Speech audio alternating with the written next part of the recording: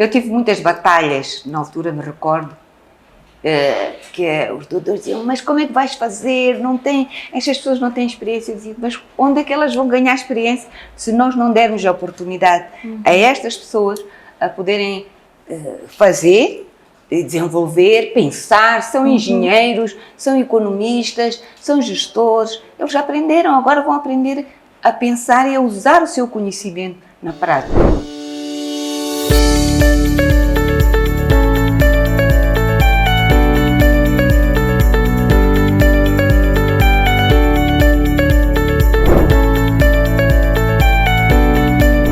Bem-vindos ao She Powers Energy. Imaginem uma carreira de mais de 30 anos no setor energético. Imaginem ter liderado o Fundo de Energia de Moçambique durante 17 anos. Imaginem também ter eletrificado, entre outras, 50 vilas solares, publicado o Atlas de Energias Renováveis, fundado uma rede de mulheres e hoje lidera um projeto que vai levar mais energia aos moçambicanos. Tudo isto feito por uma mulher moçambicana. Hoje recebemos a doutora Miquelina Menezes, economista de formação, professora na Universidade Eduardo Mondlane desde 1992, ex-presidente do FUNAI, ex-vice-diretora da ENH, atual presidente da mesa da Assembleia Geral da ALER, que é a Associação Lusófona de Energias Renováveis, e membro fundadora da Mozambique Women and Energy. Doutora Miquelina, é uma emoção tê-la aqui no nosso programa, no She Powers Energy, e seja muito bem-vinda. Eu gostava que me falasse da sua experiência no FUNAI. Foram muitos anos com projetos concretos. Gostava que nos falasse daquilo que foi o processo de eletrificação do país, coisas concretas que tenha feito. Eu sei que eletrificou várias vilas, levou energia para várias famílias e que também trabalhou neste processo do Atlas Geográfico. O que é que isso significou? Que diferenças e, sobretudo, com uma mulher na liderança, isso trouxe de impacto na vida deles? Este projeto vou começar pelo Atlas, foi um projeto que foi financiado por Portugal. Portugal é que financiou este projeto. E este projeto foi extremamente importante.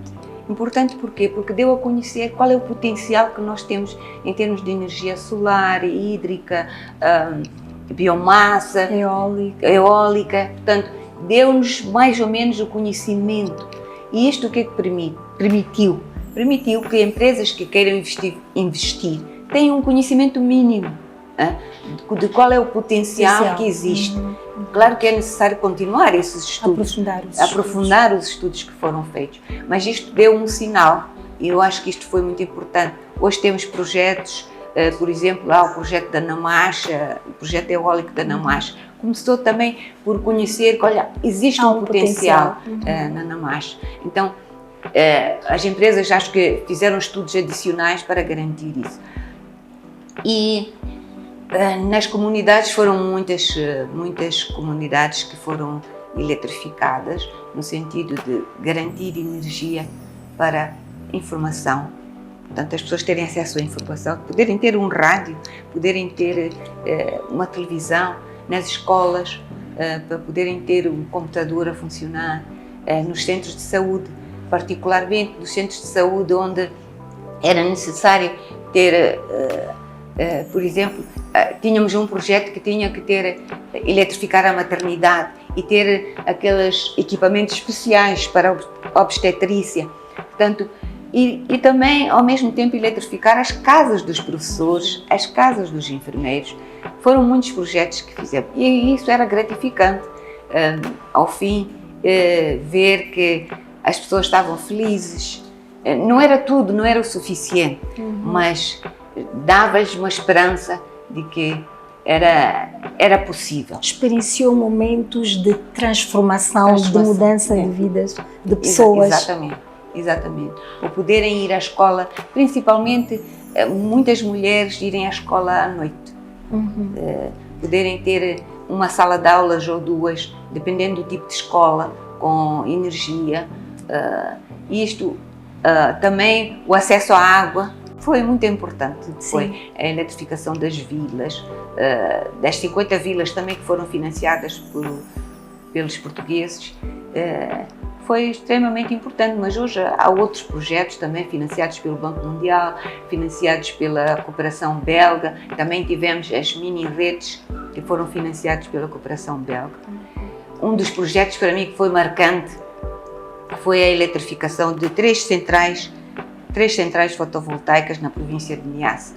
Niassa era sempre, como se costuma dizer, a província esquecida. Sim. Mas foram três provédios em Mekula, Moembe e Mavago. Foram três centrais que eletrificaram os distritos, os 3 distritos foram eletrificados. Eram com a cooperação coreana, com os coreanos, que financiaram este projeto e foi um projeto muito interessante, porque além de garantir energia para o distrito, era um sistema tipo Credelec. Portanto, não havia aquela questão de que as pessoas não tinham depois capacidade de pagar, compravam aquilo que podiam, 100 meticais, 200 meticais, de acordo com as suas capacidades. Isso foi um projeto marcante e acho que continua sendo, e acho que o FUNAI neste momento também está a construir mais centrais que mudam a vida das pessoas. Para quem nos ouve e quer perceber o panorama geral, eu gostava de saber de si como é que se organiza ou como é que está organizado o setor energético moçambicano. Nós temos várias fontes, temos a hídrica, temos a solar, a biomassa, temos vários atores, o governo, as empresas públicas, o setor privado e temos também ainda a cooperação internacional. Como é que isto tudo se articula? Essa é uma questão muito importante, porque é necessário compreender que tem que haver uma coordenação entre todos esses setores. Por exemplo, a EDM está preocupada com on-grid, portanto, na rede, portanto, o desenvolvimento da rede e a eletrificação dos distritos, das cidades, enquanto que, por exemplo, o FUNAI está mais preocupado com o off-grid, portanto, nas zonas onde a EDM não chega, onde a rede não chega, pelo menos a curto prazo. Eu recordo-me que, pelo menos durante os 5 anos, era o lugar onde podia se eletrificar, eram as localidades, as comunidades onde o FUNAI deveria fazer os seus esforços para eletrificar. É claro que a cooperação também é muito importante, porque trazem-nos os recursos, e os recursos, normalmente, quem coordena todos estes recursos é o Ministério da Energia, dos Recursos Minerais de Energia, que coordena recursos ou fundos que são destinados ao on-grid, que é a EDM que implementa, e fundos que estão destinados ao off-grid, também, que é o FUNAI que normalmente financia estes projetos ou desenvolve estes projetos. Mas também temos o setor privado, que é uma componente muito importante neste momento. Recordo-me que se fez um estudo sobre como é que o setor privado poderia entrar nesta área da eletrificação. E agora o que nós vemos é que mesmo os doadores têm muito interesse em que o setor privado esteja envolvido. E como é que ele está envolvido? Portanto, a ideia é que o setor privado consiga entrar nas zonas mais difíceis, onde a EDM não chega, onde não temos a linha da rede, onde podemos encontrar aquelas comunidades que precisam de ter energia, que precisam ter acesso à energia, precisam ter acesso à cozinha limpa. É um envolvimento para impulsionar ou para acelerar o acesso à energia. Portanto, e o setor privado tem feito esse papel. Porquê e como? É que, normalmente, no caso do FUNAI e não só, se dá um incentivo às empresas para elas poderem ir às zonas mais recônditas, para poderem chegar àquelas famílias que precisam ter acesso à energia. Mas, por outro lado, também temos um outro problema. Normalmente, essas famílias não têm muita capacidade de pagar. Então, é preciso encontrar formas e meios de garantir acesso à energia a essas pessoas, mas também garantir que elas contribuam para o acesso, para terem este acesso. E como é que se faz isto? Normalmente, como se faz, lança-se um concurso, não é? E determina-se os objetivos a serem atingidos, portanto, quantas famílias, em que zonas, e as empresas concorrem para atingir aqueles objetivos, que são o número de famílias, o número de pessoas com acesso, e então as empresas têm um certo incentivo sobre o preço ou por outro, o custo dos sistemas solares, daquelas lanternas, dos sistemas solares que às vezes vemos, dos painéis solares. Portanto, elas têm um incentivo para poderem chegar a essa zona. O que é que significa este incentivo? As empresas como é que se diz? As despesas que elas têm, elas deviam ter, é coberta. Uma parte dessas despesas são cobertas por esse incentivo. Isto também para permitir que a empresa seja rentável e continue a funcionar. Sim. Não é? Porque também tem pessoas a trabalhar, e quanto mais empresas nós tivermos a trabalhar, melhor também. Claro. Portanto, tem que haver esta coordenação, é muito importante, que poderia ser melhor haver mais ligação, não só entre as empresas, no caso a EDM, a FUNAI, mas também com os doadores. Haver uma coordenação de que estes esforços, no fim, são esforços para atingir os mesmos objetivos. Então, se houver uma melhor coordenação, então os resultados serão melhores. Foram quase 20 anos a liderar o FUNAI, uma mulher a desbravar o terreno. Como é que foi? Que experiências e o que é que passaria hoje para alguém que quisesse seguir essa carreira? Foi uma experiência, como é que eu ia dizer? Uma experiência diferente. Primeiro porque era necessário como criar a própria instituição. Foi preciso começar do nada e tivemos muito apoio do próprio governo, lutamos com os doadores também para financiar o Banco Mundial, a cooperação da Dinamarca, a cooperação belga. Portanto, tivemos também muito apoio para é necessário uma grande capacidade de negociação e também de identificar as áreas consideradas críticas para atacar. E para mim o mais importante também foi que havia muitas dúvidas em relação à capacidade das pessoas. Isto porque, na altura, recrutamos muitos jovens que saíam da universidade, saíam da escola. Claro que não tinham experiência, era preciso ter experiência, era preciso ganhar e em algum sítio era preciso ganhar. Tinham que começar. Eu tive muitas batalhas, na altura me recordo, que os doutores diziam, mas como é que vais fazer? Estas pessoas não têm experiência. Eu dizia, mas onde é que elas vão ganhar experiência se nós não dermos a oportunidade a estas pessoas a poderem fazer, desenvolver, pensar? São engenheiros, são economistas, são gestores, eles já aprenderam, agora vão aprender a pensar e a usar o seu conhecimento na prática. E eu fico orgulhosa de que muitos daqueles colaboradores tornaram-se técnicos de primeira classe. Uns estão, hoje em dia, hoje que estou aqui, uns trabalham no Banco Mundial, outros trabalham nesses bancos, Banco Africano de Desenvolvimento, outros trabalham em diferentes tipos de projetos. Isso significa que criamos esta capacidade. Portanto, de sair da universidade, às vezes a gente pensa, sai da universidade, ele não sabe fazer. Sim, não sabe, porque não teve oportunidade. Precisamos de dar esta oportunidade para as pessoas poderem se desenvolver, criar e poder fazer. Isso criou também uma forma de desenvolver negócios. Desenvolver pequenos negócios, aumentar a renda das famílias. Também foi muito interessante. Posso contar um episódio, lembrei-me agora, quando falava da TV, um episódio muito interessante. Quando foi o Mundial de Futebol, nós tínhamos feito vários projetos. Então, numa das vilas que nós eletrificamos, acho que era a Argentina, estava a jogar com outro clube, já não me lembro qual outro país. De repente, o sistema as pessoas também gostam de futebol, a verem todos, porque alguém tinha televisão, tinha o painel solar.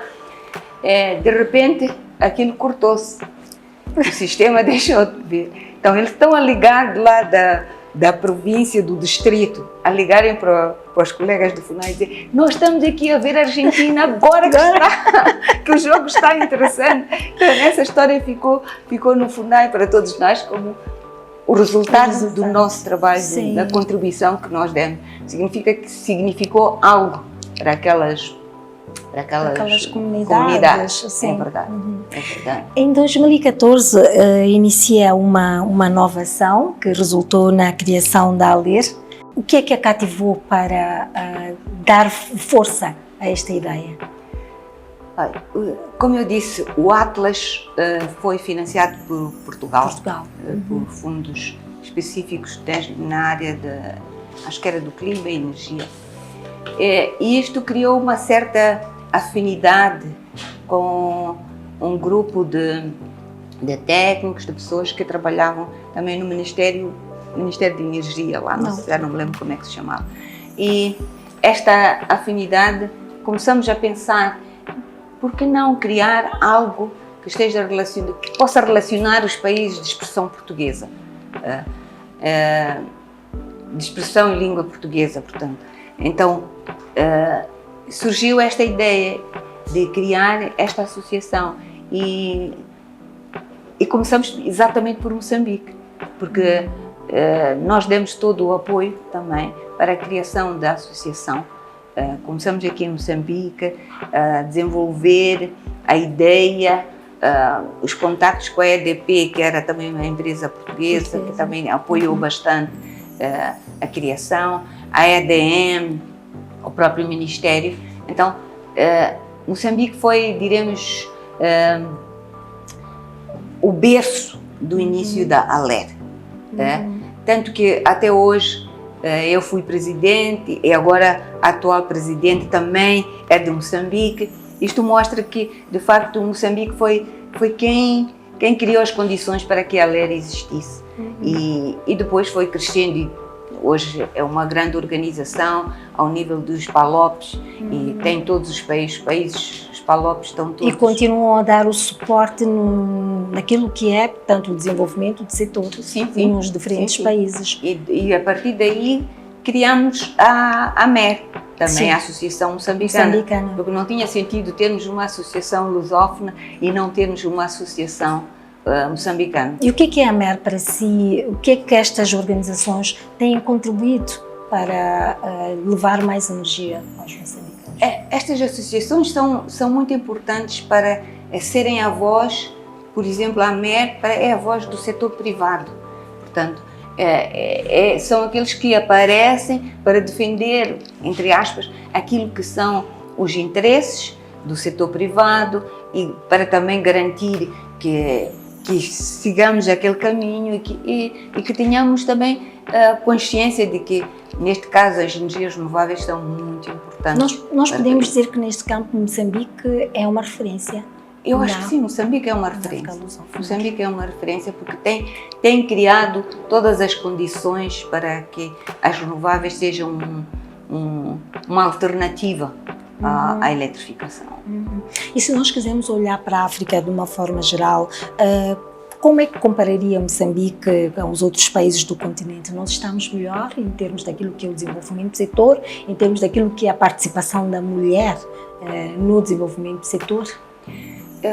Eu não diria que nós estamos melhor, mas estamos no caminho, porque isso também tem muito a ver com as capacidades de cada país. Da África do Sul, do Quênia e de outros países aqui da África, que dependem da sua capacidade também para desenvolver projetos daquilo que, quando eu digo capacidade, é em termos financeiros. Então, nós também estamos a caminhar e temos o grande recurso que nós temos, aliás, é o recurso hídrico, Cabora Bassa, portanto, que garantimos a energia para a África do Sul, para o Zimbábue, portanto, significa que temos esses recursos também que garantem o acesso à energia nos outros países. Estamos a caminhar, não seremos talvez os melhores, mas em relação à mulher, isto é um processo, Como eu dizia há bocado, que é preciso ter oportunidade, é preciso dar oportunidade. Nós hoje em dia temos muitas engenheiras, muitas meninas que são técnicas, mas às vezes não têm a oportunidade de mostrar aquilo que sabem fazer, aquilo que podem fazer. Portanto, nós temos que dar esta oportunidade. E eu acho que aqui é que falha um pouco, porque nós não temos mulheres nos órgãos decisórios, podemos ter uma ou outra por aí, mas não temos aquilo que, olhando para que nós somos 54% da população em Moçambique, se olharmos para os cargos de decisão, quantas mulheres nós temos? Significa que todas essas não são capazes, mas é a oportunidade que nós temos. Do seu ponto de vista, estas mulheres, sobretudo na área energética, elas fariam a diferença, de certeza? Fariam a diferença, de certeza. De definição de políticas, porque no fundo são as mulheres que mais são impactadas quando há problemas de energia. Exatamente, quando não têm acesso à energia, não têm acesso à água, não têm acesso à saúde, educação, portanto, as mulheres também têm que ter oportunidade. Também é preciso que nós mulheres também nos valorizemos. Isto é muito importante. Também temos que lutar, temos que ser capazes, mostrar que somos capazes. Porque às vezes nós temos receio, será que sou capaz? Será que não vou errar? Quem não erra nesta vida? Todos nós erramos, não fazemos bem as coisas, mas temos que saber gerir estas oportunidades às vezes que nos dão. Alguém dizia que nas mulheres nós não podemos pensar que alguém nos vai dar a cadeira para sentar. Nós temos que lutar para ir para essa cadeira. Eu recordo muitas vezes que quando recebi alguém de fora no FUNAI, e normalmente me chamavam pelo apelido, não por Mica Lima. Então, quando chegavam e viam uma mulher, mas nós pensávamos que era um homem. E pronto, mas é um processo. É um processo. Oportunidades de formação, se calhar agora é a mulher posicionar-se. É a mulher posicionar-se e ter a oportunidade de se posicionar. Porque às vezes se pretende posicionar, mas muitas vezes se temos um homem e uma mulher, às vezes não há este equilíbrio que nós pretendemos que exista. Em relação a isso, o que é que nós podemos aprender dos países africanos? Sei que têm participado em alguns fóruns internacionais. O que é que nós podemos aprender do mundo no que respeita à inserção da mulher, à formação, à capacitação? O que eu acho é que existem as oportunidades e são dadas essas oportunidades. Eu penso que às vezes nós aqui não damos a oportunidade para que essas mulheres possam progredir. Não é um problema de competência, porque têm competência, há muitas mulheres que têm competência e nós já vimos isso, já temos provas disso. Portanto, é um problema de oportunidade.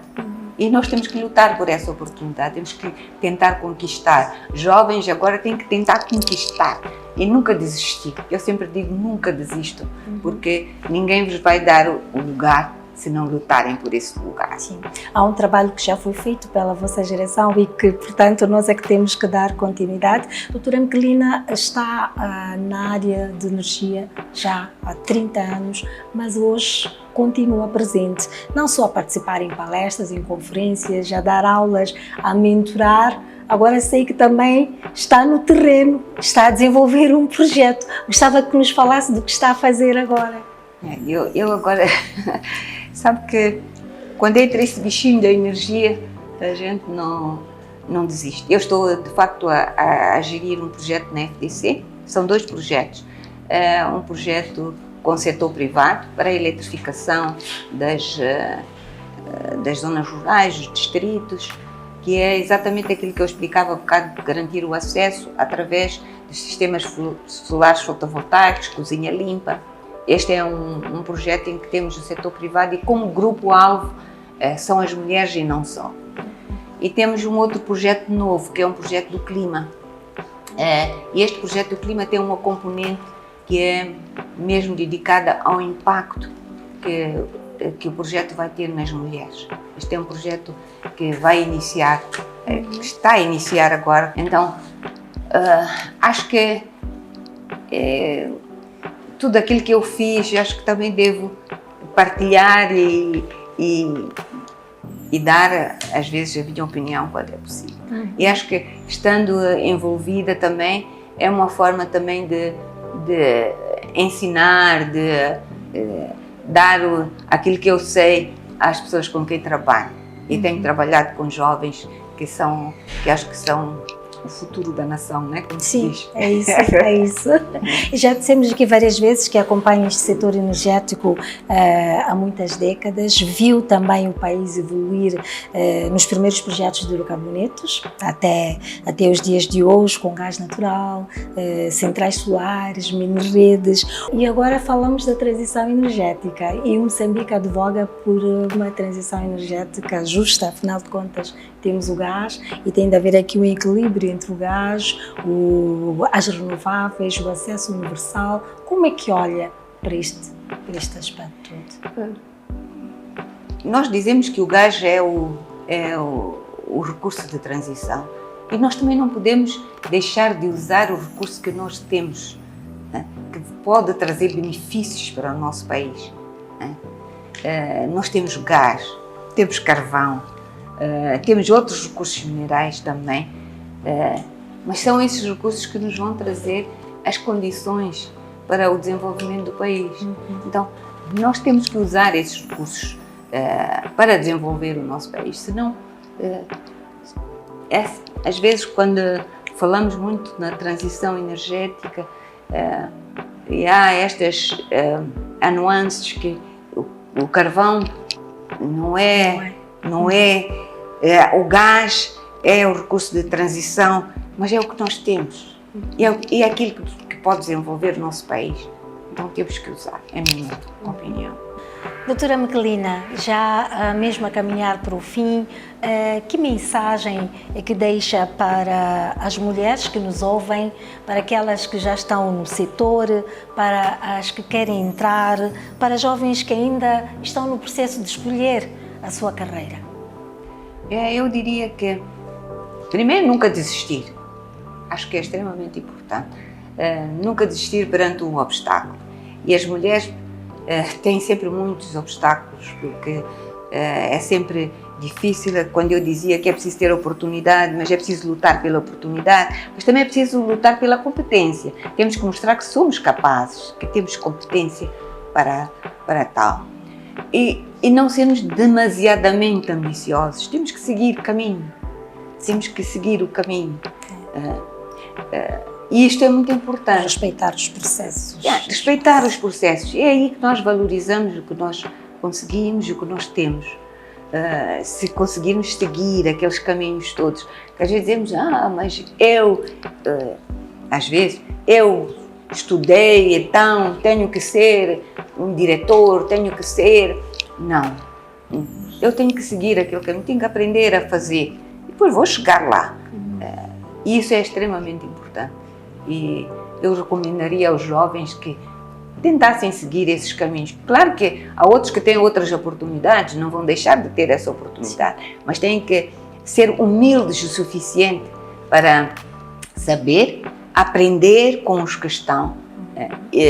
Porque muitas vezes aqueles que lá estão já não servem por alguma razão. Então temos que aproveitar, porque aqueles já têm o conhecimento e temos que usá-los para que o nosso resultado seja importante. Porque se eu não usar aquelas pessoas que estão, que muitas vezes nós, porque excluímos, às vezes deixamos de ter o melhor resultado, porque não sabemos usar os recursos que estão ali disponíveis para nós. E que mensagem que deixaria para Moçambique, para o futuro do nosso país? Eu quero ver este Moçambique muito diferente do hoje, em que todos tenhamos, eu não, mas todos tenham emprego, todos tenham uma escola em condições, possam ter uma universidade, saúde, principalmente. Sem educação e sem saúde não há desenvolvimento. Portanto, o investimento na educação, eu acho que é um investimento primordial, e também na saúde.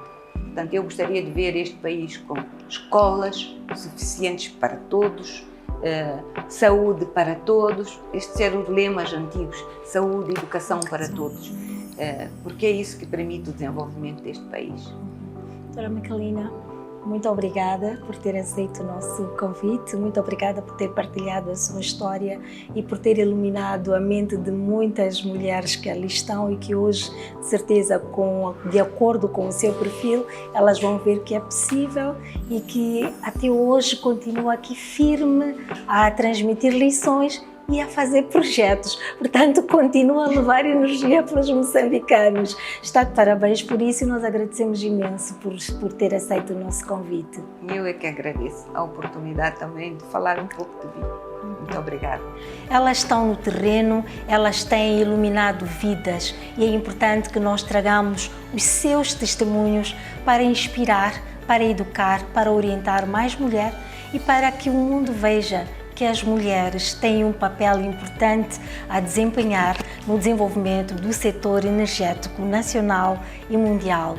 Nós voltamos com um próximo episódio. Fique atento, visite as nossas redes sociais. Este é o She Powers Energy.